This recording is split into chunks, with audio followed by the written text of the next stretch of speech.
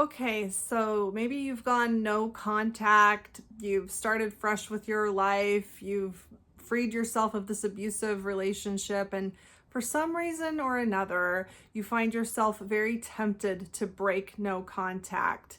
There are a million reasons that this can happen to you, and it can be very, very hard to resist the urge sometimes. But what does a narcissist actually think when you break no contact with them? In this video, I hope to help you overcome this temptation by explaining to you what the narcissist thinks and how they feel when you break no contact with them. Welcome to Looking Behind the Mirror, where we explore narcissism and take our lives back as we make sense out of nonsense. As a quick disclaimer, everything I say is based on my opinions and my personal experiences. I'm not a professional, and if you're really struggling, I encourage you to seek professional help. I am providing links below for you. So, based on my own experiences and to guess, I would say that some things that you might be thinking the narcissist might think when you break no contact would be maybe something like, oh, good, they're giving me another chance, or they're giving me a chance to redeem myself, or oh, I better not mess things up this time. Or maybe you're hoping that the narcissist will realize how forgiving you are and how much you want to try to make this relationship work. Maybe you're hoping that they might appreciate that a little bit or put some value into it. So enough with all these fantasies. Let's get into what the narcissist really thinks when you break no contact. While you're probably hoping that breaking the relationship off and going no contact has had some kind of impact on them, or that they've had time to reflect on their behavior or time to reflect on why you went no contact, the reality is it probably has had an impact on them, but not the kind that you hope it has. Narcissists look at you and the people in their lives as property. So one of the first things that a narcissist is going to feel is that they're being given a chance to reclaim their property. You breaking no contact and opening that door is giving them an opportunity to manipulate you, guilt trip you, or just lie to you, or promise you things, or do whatever they have to do to reclaim their rightful role as some sort of owner or master, somebody that has the right to control every little thing you do. That's what they feel entitled to. They feel like they've been robbed, that you've taken that away from them with no contact. And now that you've broken no contact, they have an opportunity now to jam their foot in that door and reclaim what's theirs. They might think something in their head like, I knew she couldn't live without me, or I knew he'd come crawling back someday. A narcissist's ego is really built up by the idea that you can't live without them. And when they see you thriving and moving on in a happy way without them, that really, really, really, really bothers them.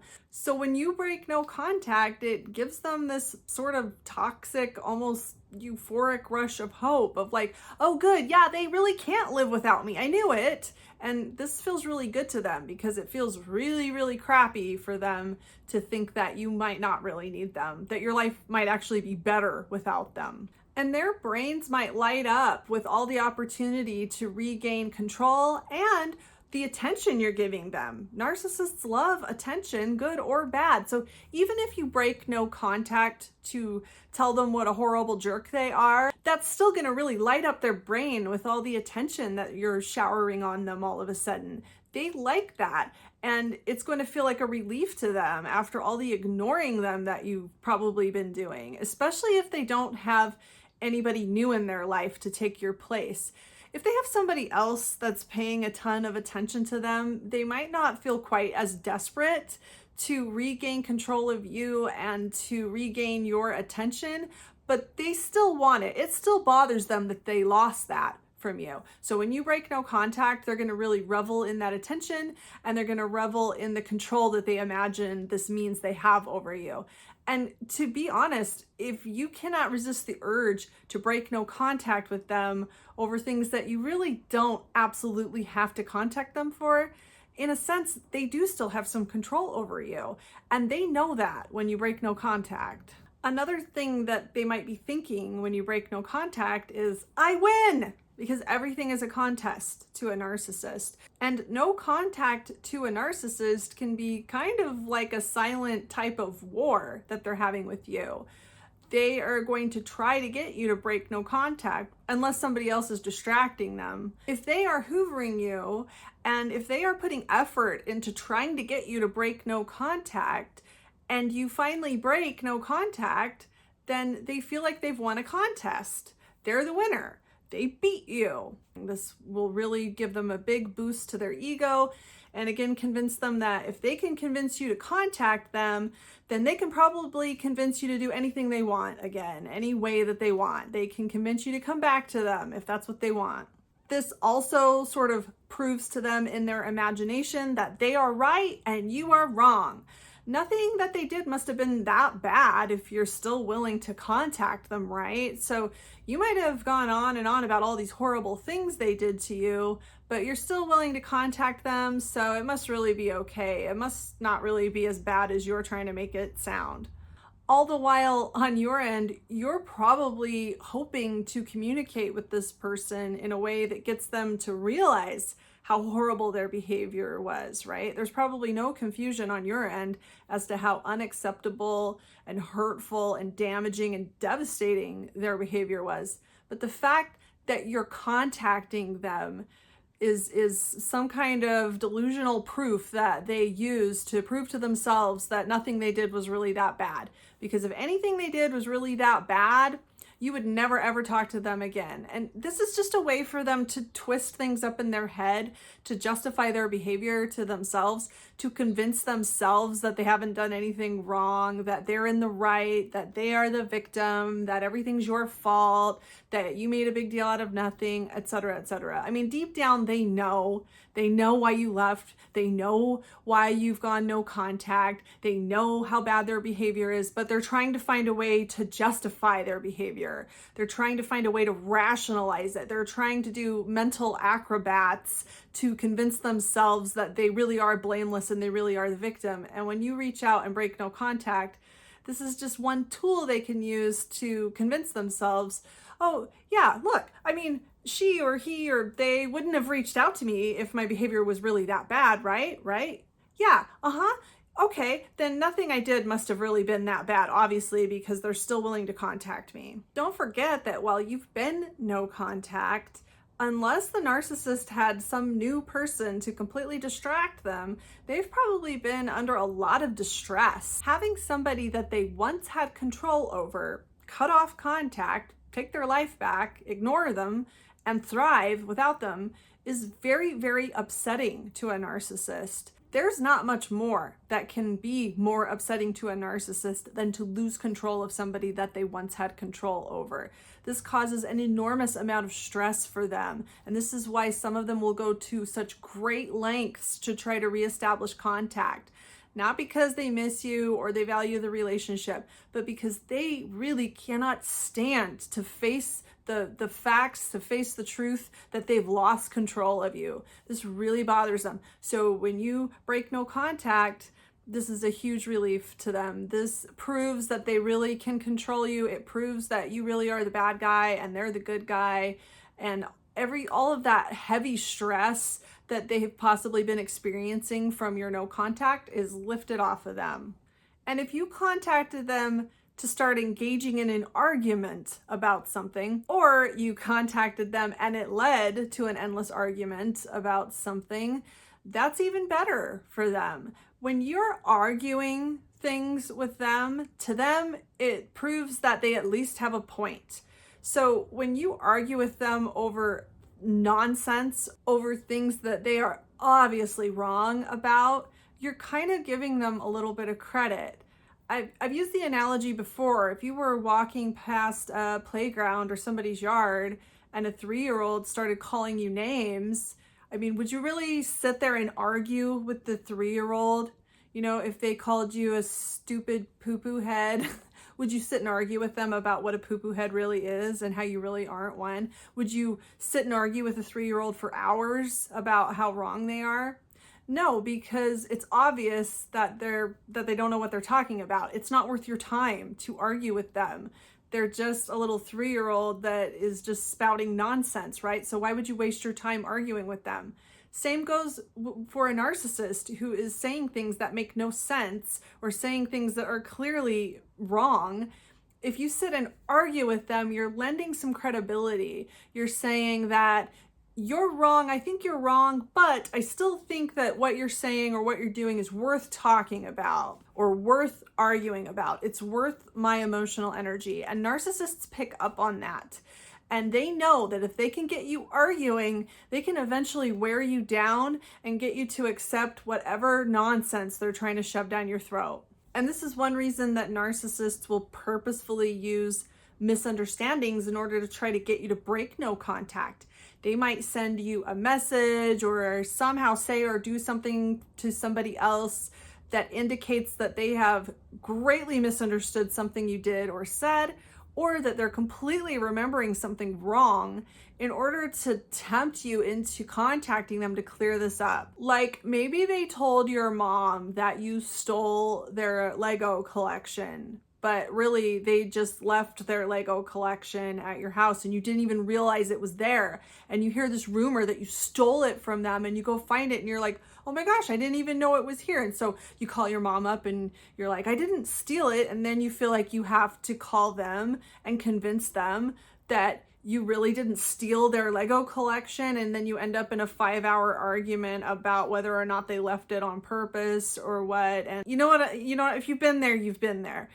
Narcissists will do this on purpose because they know that it drives you crazy to just leave things undone. These false accusations, these lies, these smear campaigns. It's really, really hard to just sit back and let them say whatever garbage they're going to say about you. And this is one reason they do it, to regain control of you, to manipulate you into breaking no contact and engaging with them again. Because when you're fighting with them or you're arguing with them or you're trying for hours to clear up a misunderstanding, that makes them feel powerful. That makes them feel like they're back in control. And one more thing the narcissist might try to do when you break no contact that I haven't talked about yet is turn the tables around on you.